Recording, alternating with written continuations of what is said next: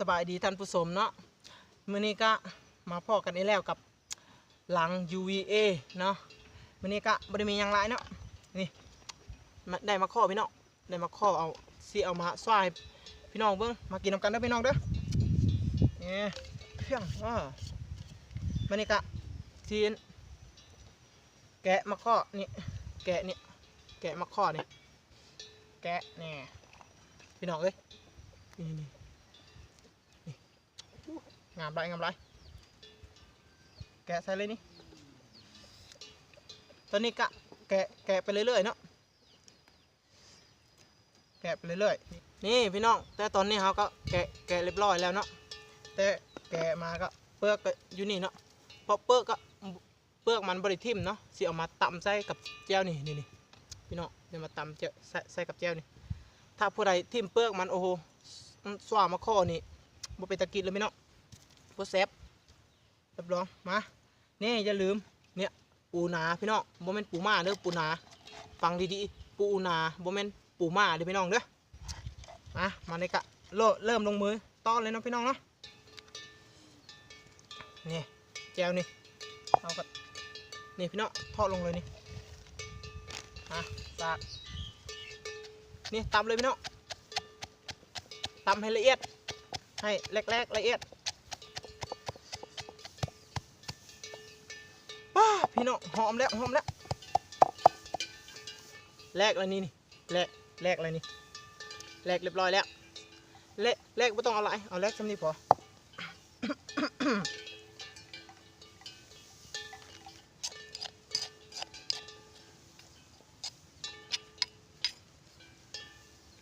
แล้วอย่าลืมพี่น้องนี่ปลาก็มีเกลือโบต้องใส่น้ำปลาโบแสบน้ำปลาพี่น้องบอกไปก่อนเลยผงชูรสใส่ได้ผงชูรสเนี่ยเม็ดแหลบนี่พี่น้องใส่เลยเกลือโรยเข้ากันปลาอย่าลืมปลา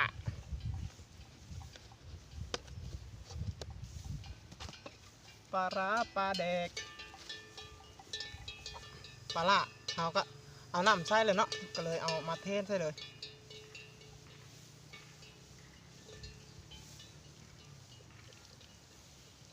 แล้วก็ตำโต๊ะพี่เนาะตำโต๊ะให้มันมีน้ำมีเนื้อแล้วบ้านนี้มาป๊อดโอ้น้ำลายไหลพี่เนาะจะต้องแซ่บแน่นอน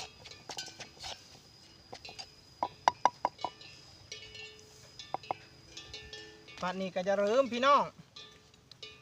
นี่พระเอกของเฮาทอดลงเลยเนาะ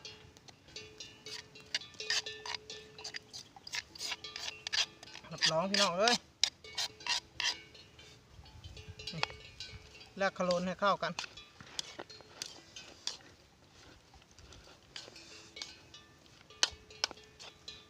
โอ้บะซ้ำโคกพี่น้องเอ้ยเดี๋ยวต้องเอาใส่ไหมแต่เฮาบ่ตำเลยพี่น้องเอ้ยเพราะตอนนี้มันบ้องอันนั้นละเอาโคลนเอาเพราะว่ามันเข้าเนื้อเข้าหนังละอุ้ยพี่น้องเบิ้งได้ไหมเดี๋ยวสีมันก็ยัง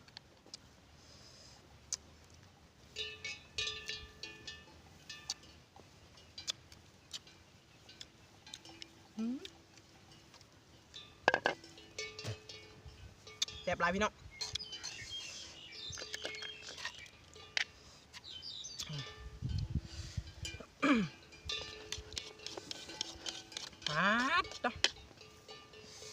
นี่พี่น้องเรียบร้อยแล้วแน่พี่น้องเรียบร้อยแล้วตอนนี้เราก็จะมากินเนาะวันนี้รับรองมาซีมน้ำกันเด้อพี่น้องเด้อคนให้มันเข้าเนื้อพี่น้องเอ้ยแซ่บต่อแบบนี้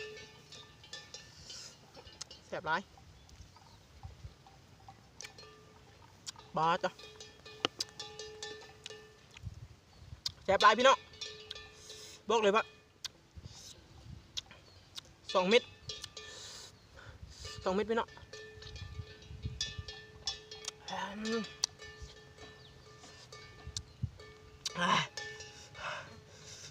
สุดยอดพี่น้อง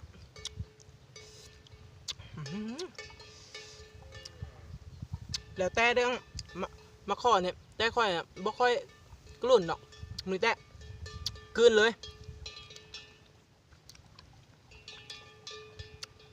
แบบไร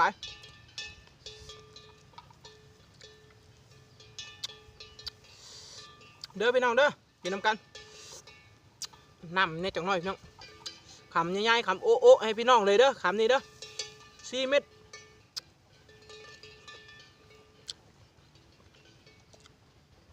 ปลาสุดยอดพี่น้อง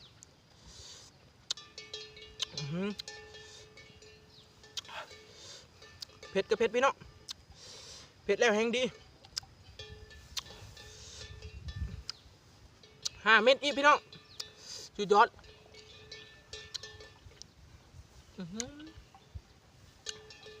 สุดยอดพี่น้องเอ้ย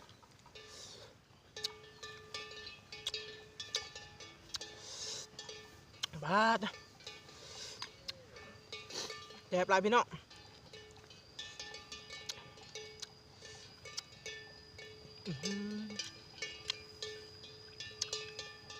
แบบส้มหวานแบบรสชาติได้เลย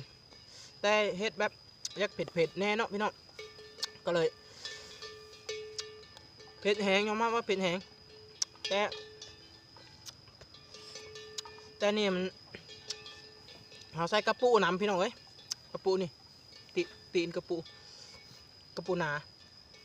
ก็เลยแบบว่ากินจากอ้อแบบกระปูนาแบบมันกับส้มเผ็ดเข้ากันเลยพี่น้องเอ้ยส้มแบบกินไปมาข้อพี่น้องเคยกินที่มาข้อเนาะนี่4 เม็ด แซ่บแท้พี่น้อง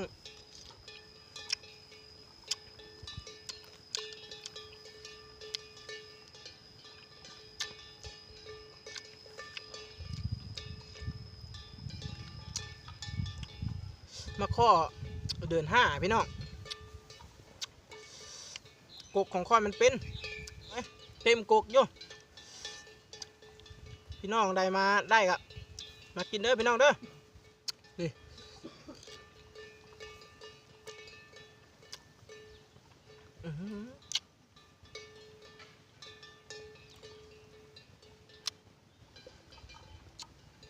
ลองกระโดดเพิ่งพี่น้องเอ้ย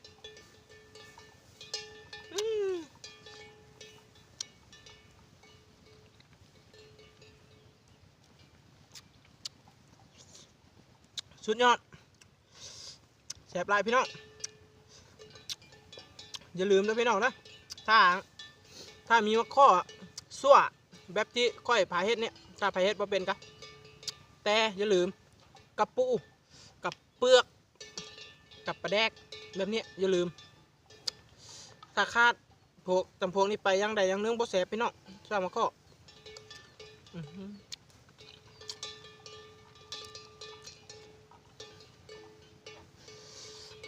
พี่น้องสุดยอดเลยยังไงอยู่พี่น้องมาเด้อรสชาติได้ปะมาข้อยำนี่มันแสบอยู่แล้วพี่น้องมันหายากนี่คำโอ้คำใหญ่ๆเลยคำนี่ให้ท่านผู้ชมอย่าลืมกดไลค์กดแชร์ให้ค่อยหน่อยเด้อ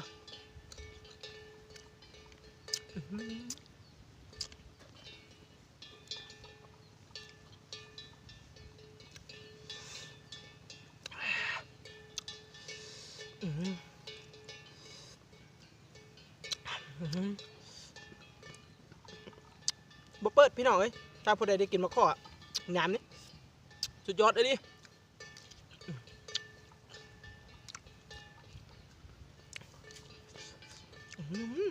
เอาข้าวพับ2 พับ 3เลยพี่น้องเอ้ยก็จะเอาข้าวเม็ดนึง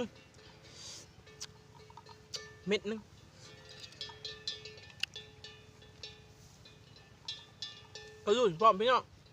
หือกลืนบ่ได้เดี๋ยวกลืนก่อนลงแซ่บหลายอื้อหือ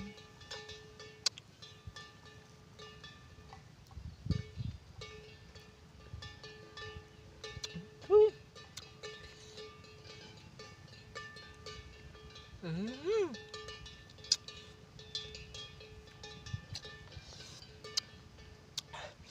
ถ้าผู้ใดกินนี่ถ้ากลืนก็แซ่บไปอย่างหนึงแต่ถ้ากลืนก็แซ่บไปอย่างหนึงแต่คอยว่ากลืนแซ่บกว่ายอมรับไปเลยตัวนี้นะ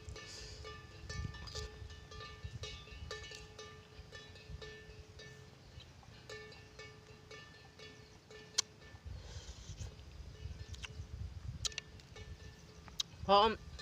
เพราะว่าเขากลืนมันได้รสชาติกว่าพี่น้องเขาได้ทั้งสัมผัสรสชาติ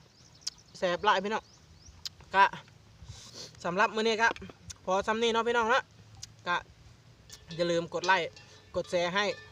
ช่องลัง UVA ในเด้อพี่น้องเด้อซอยกดไลค์กดแชร์กด Subscribe หรืออย่าลืมกดกระดิ่งเพื่อบ่ให้พลาดการติดตามในเมื่อค่อยเอาลงในคลิปใน YouTube เนาะกะสำหรับมื้อนี้กะสบายดีเนาะพี่น้องโชคดีบ๊ายบาย